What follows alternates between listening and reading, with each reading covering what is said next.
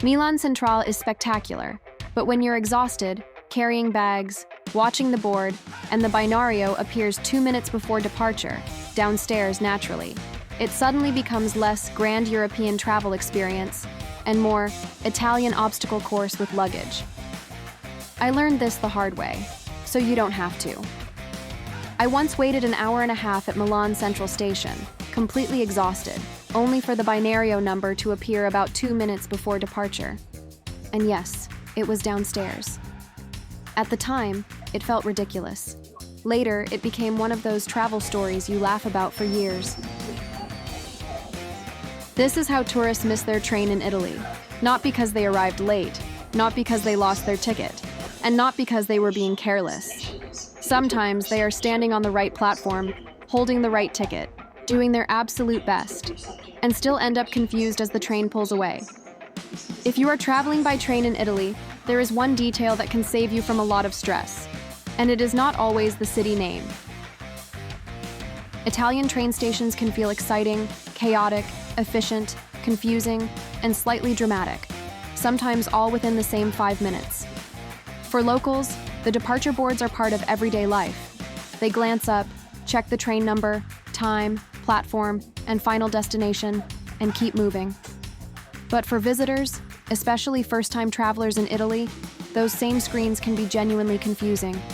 The letters may be unclear, the destination might not look right, the platform may appear late, and just when you think you have worked it out, the information can change.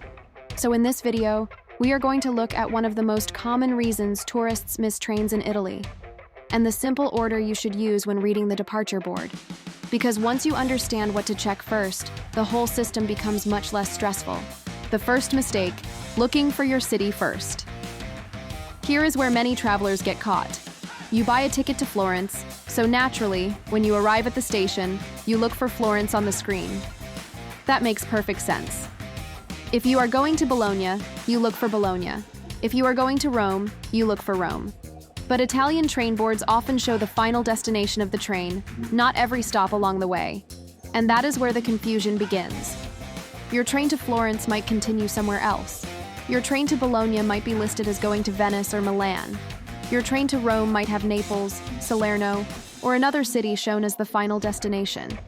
So your ticket may be correct, your train may be correct, and you may even be in the right part of the station. But the board appears to be telling you something different. And when you are standing there with luggage, crowds around you, announcements in Italian, and only a few minutes to decide, that can create instant panic. This is why the city name is not always the safest place to start. Consider the train number as your new best friend. Yes, the detail you really want to check first is the train number. In Italy, this is often the most reliable way to match your ticket to the departure board. You will usually see a train number on your ticket. It might be for a Frecciarossa, Intercity, Regionale, Italo, or another service. That number is your anchor. If the train number on your ticket matches the train number on the screen, you are already in a much safer position. This matters because the destination shown on the board might not be your destination. It might simply be where the train finishes its journey. But the train number is specific. It helps you avoid getting distracted by city names, scrolling text, unclear letters, or stations you were not expecting to see. So before you panic because Florence is not on the board, check the train number. Before you assume your Bologna train has disappeared, check the train number. Before you follow a crowd just because everyone seems confident, and they often do, even when they are not, check the train number. In Italy, the city name can confuse you. The train number usually saves you. Then check the departure time. Once the train number matches, check the departure time. This helps you confirm that you are looking at the correct service, especially in large stations where several trains may be leaving for similar routes within a short time.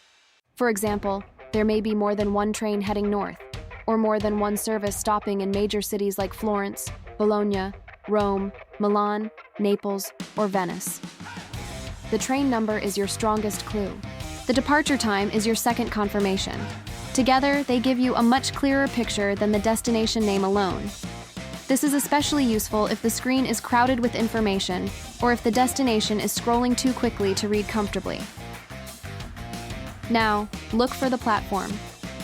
After the train number and departure time, check the platform. In Italian stations, this may be shown as binario. So if you see the word binario, that means platform or track. Sometimes the platform appears early. Sometimes it appears quite late. And sometimes, just to keep life interesting, it changes close to departure. This is one of the reasons train stations in Italy can suddenly feel like a sport.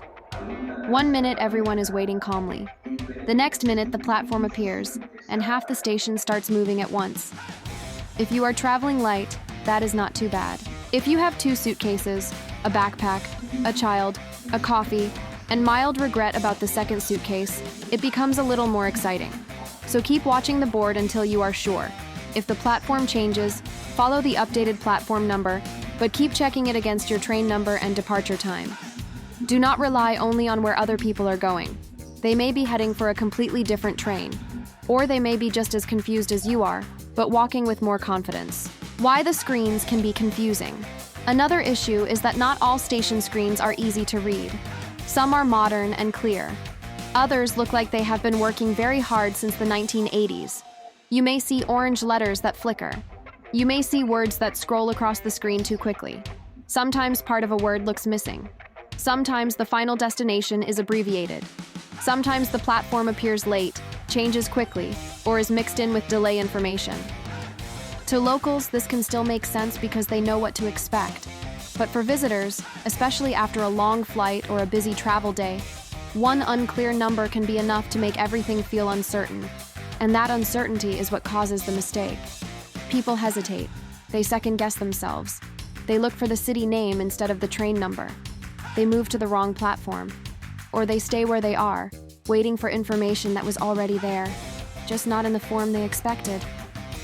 The correct order to read an Italian train board. So here is the simple order to use. First, check the train number. This is the most important detail.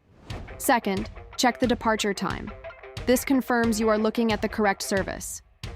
Third, check the platform, or binario. This tells you where to go. Fourth, look at the final destination. Remember, this may not be your city. It may simply be the last stop on the train's route. And finally, check for any extra notes.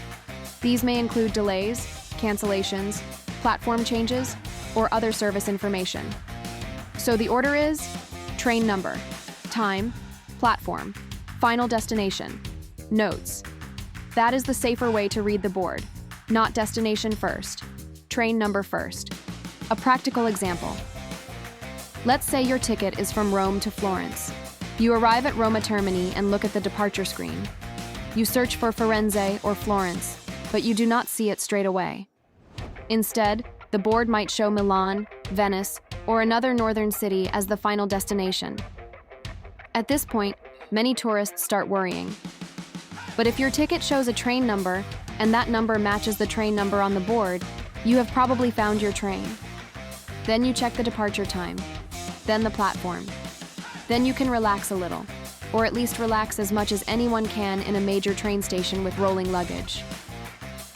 The important thing is that Florence may be a stop along the way, even if the board is showing the train's final destination.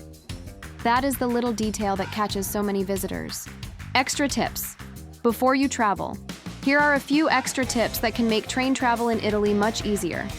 Take a screenshot of your ticket before you arrive at the station. Internet connections can be unreliable at exactly the moment you need them most. Check the train number before you enter the station, so you already know what you are looking for. Arrive early, especially at big stations like Roma Termini, Milano Centrale, Firenze Santa Maria Novella, Napoli Centrale, Bologna Centrale, or Venezia Santa Lucia. Keep an eye on the board even after you find your platform. And if something seems wrong, ask station staff or go to an information desk rather than guessing. Also, listen for announcements, but do not depend on them completely if you do not understand Italian well. The screen and your ticket are usually easier to compare than a fast announcement echoing through a busy station. So if you are traveling by train in Italy, remember this. Do not rely only on the city name. Italian train boards often show the final destination, not every stop along the route. Your destination might be on the journey, even if it is not the big name on the screen. Start with the train number, then check the time, then check the platform, then look at the final destination and any notes. That simple order can save you a lot of stress, and possibly save your train journey as well. Because in Italy, the city name can confuse you, but the train number usually saves you. If you are planning a trip to Italy and want more practical travel tips like this, subscribe to the Inner Secrets for guides, ideas, and local-style advice to help you travel Italy with more confidence. And remember, in an Italian train station, confidence is useful, but the train number is better. If you found this information helpful, can you please like and subscribe to our channel? We are on a mission to reach 1,000 subscribers. That will make it easier for us to continue making these videos and maybe cover our overheads, so any assistance is greatly appreciated. To subscribe is free, and it really does send a strong and positive message to YouTube. Thanks for watching, and I'll see you in our next video.